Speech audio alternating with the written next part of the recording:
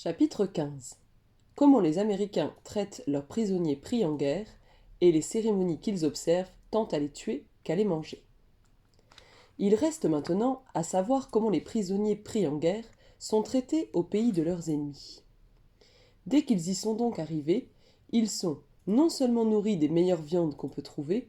mais aussi on donne des femmes aux hommes, et non des maris aux femmes, celui qui aura un prisonnier ne faisant même pas de difficulté pour lui donner sa fille ou sa sœur en mariage. Néanmoins, après les avoir engraissés, comme des pourceaux dans l'auge, ils sont finalement assommés et mangés avec les cérémonies suivantes. Premièrement, après que tous les villages d'alentour de celui où sera le prisonnier auront été avertis du jour de l'exécution, hommes, femmes et enfants étant arrivés au village de toutes parts, la matinée se passera à danser, boire et câouiner. Même celui qui n'ignore pas qu'une telle réunion se faisant à ses dépens, il devra bientôt être assommé, sera couvert de plumes, et loin d'être attristé, au contraire, sautant et buvant, sera des plus joyeux. Or, cependant, après qu'avec les autres il aura ainsi fait la fête et chanté 6 ou 7 heures durant,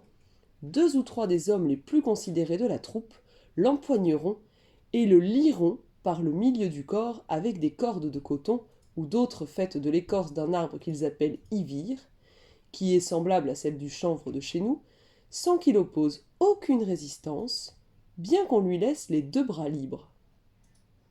Il sera ainsi quelque temps promené en trophée dans le village.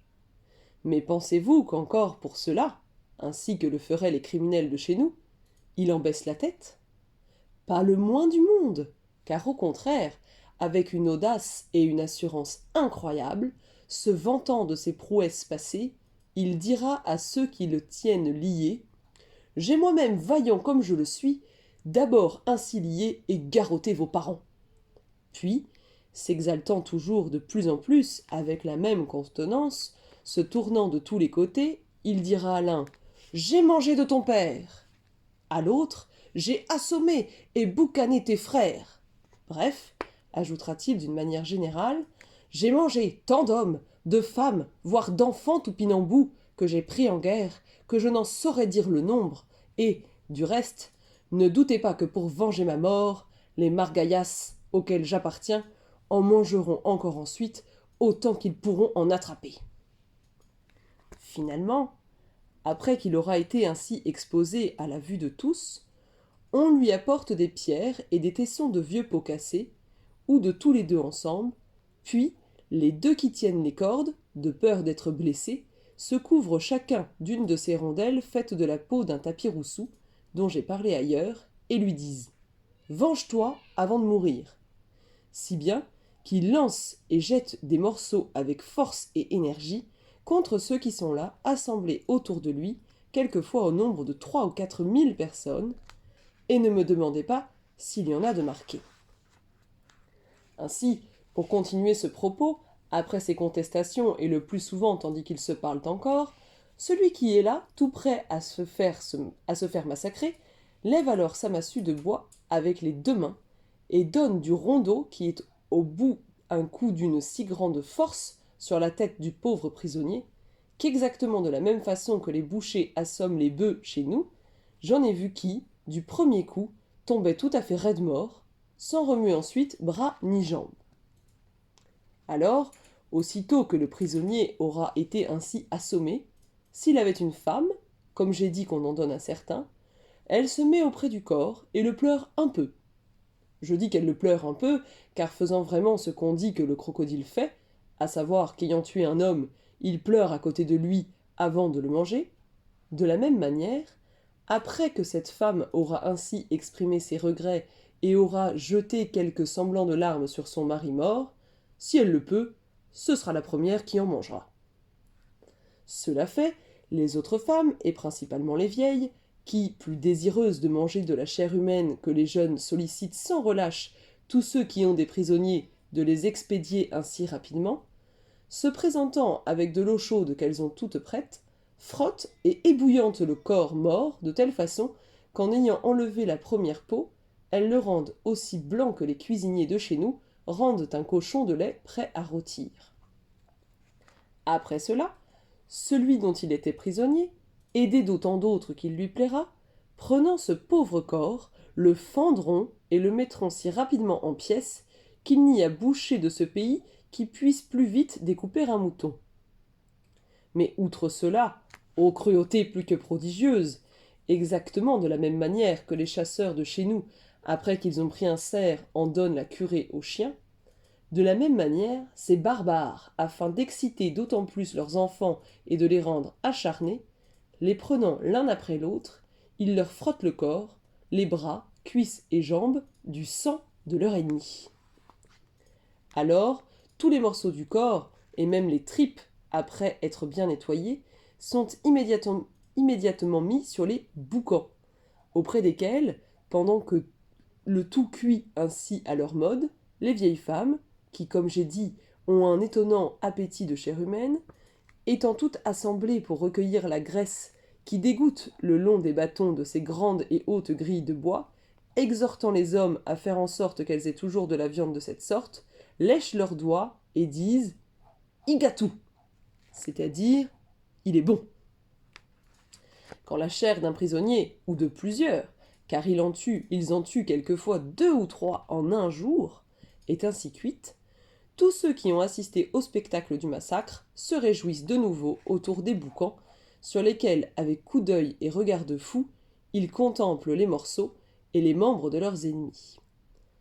Quel que soit leur nombre, chacun, s'il est possible, avant de sortir de là, en aura son morceau. Non pas cependant, comme on pourrait le penser, qu'ils fassent cela pour se nourrir, car bien que tous avouent que cette chair humaine est merveilleusement bonne et délicate, cependant, c'est plus par vengeance que pour le goût qu'ils le font. Hormis ce que j'ai dit à propos des vieilles femmes en particulier qui en sont si friandes. Leur principale intention est qu'en poursuivant et en rongeant ainsi les morts jusqu'aux os, ils suscitent par ce moyen la crainte et l'épouvante des vivants. Et de fait, pour assouvir leur courage cruel, tout ce qui peut se trouver sur les corps de tels prisonniers, depuis les extrémités des orteils jusqu'au nez, aux oreilles et au sommet de la tête, est entièrement mangé par eux. J'excepte toutefois la cervelle, à laquelle ils ne touchent point. Et de plus, comme nos Toupinambous conservent les crânes par monceaux dans leur village, comme on voit chez nous des têtes de morts dans les cimetières, la première chose qu'ils font quand les Français viennent les voir et leur rendre visite, c'est qu'en racontant leurs exploits et en leur montrant les trophées de ces crânes ainsi décharnés, ils disent qu'ils traiteront de même tous leurs ennemis.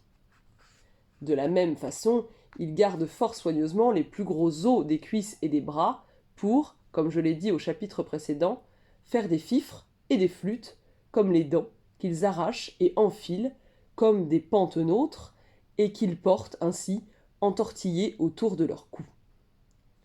Quant à celui ou à ceux qui ont commis ces meurtres, considérant cela comme glorieux et honorable, dès le jour même où ils en auront fait le coup, se retirant à part, ils se feront non seulement inciser jusqu'au sang la poitrine, les bras, les cuisses, le gras des jambes et les autres parties du corps,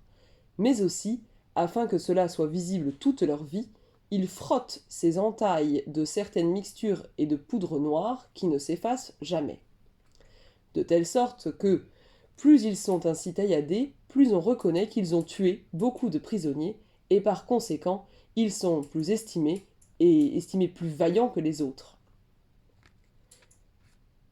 Il me semble que ce que j'ai dit, et que j'en ai dit assez pour faire sentir l'horreur et dresser à chacun les cheveux sur la tête. Néanmoins, afin que ceux qui liront ces choses si horribles commises chaque jour parmi ces nations barbares du Brésil pensent aussi un peu de près à ce qui se fait de notre côté parmi nous, je dirais en premier lieu sur ce sujet que si on considère à bon escient ce que font nos gros usuriers, qui sucent le sang et la moelle et par conséquent mangent vivant tant de veuves, d'orphelins et d'autres pauvres personnes auxquelles il vaudrait mieux couper la gorge d'un coup que de les faire ainsi languir, on dira qu'ils sont encore plus cruels que les sauvages dont je parle. Et sans aller plus loin, en la France, quoi ? Je suis français, et cela me blesse de le dire, durant la sanglante tragédie qui commença à Paris le 24 août 1572, dont je n'accuse point ceux qui n'en sont pas cause, entre autres actes horribles à raconter et qui se perpétuèrent alors à travers tout le royaume, la graisse des corps humains, qui d'une façon plus barbare et cruelle que celle des sauvages furent massacrés dans Lyon, après avoir été retirés de la rivière de la Saône, ne fut-elle pas publiquement vendue aux enchères aux plus offrants? Les foies, les cœurs et les autres parties du corps de quelques-uns ne furent-ils pas mangés par les meurtriers faux furieux dont les enfers ont horreur? De la même façon, après qu'un nommé cœur de roi, faisant profession de la religion réformée dans la ville d'Auxerre, fut misérablement massacré, ceux qui commirent ce meurtre ne découpèrent-ils pas son cœur en pièces pour l'exposer et le vendre à ceux qui le haïssaient et qui finalement, l'ayant fait griller sur des charbons, assouvissant leur rage comme des chiens, en mangèrent? Il y a encore des milliers de personnes en vie qui témoigneront de ces choses qu'on n'avait jamais entendues auparavant parmi quelque peuple que ce soit, et les livres qui depuis longtemps les ont imprimées en feront foi pour la postérité. Par conséquent,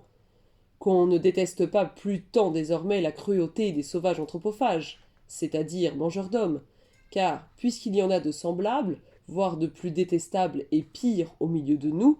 qu'eux qui, comme il a été vu, ne se jettent que sur les nations qui leur sont ennemies et qui se sont plongés dans le sang de leurs parents, voisins et compatriotes, il ne faut pas aller si loin qu'en leur pays ni qu'en l'Amérique pour voir des choses aussi monstrueuses ni aussi prodigieuses.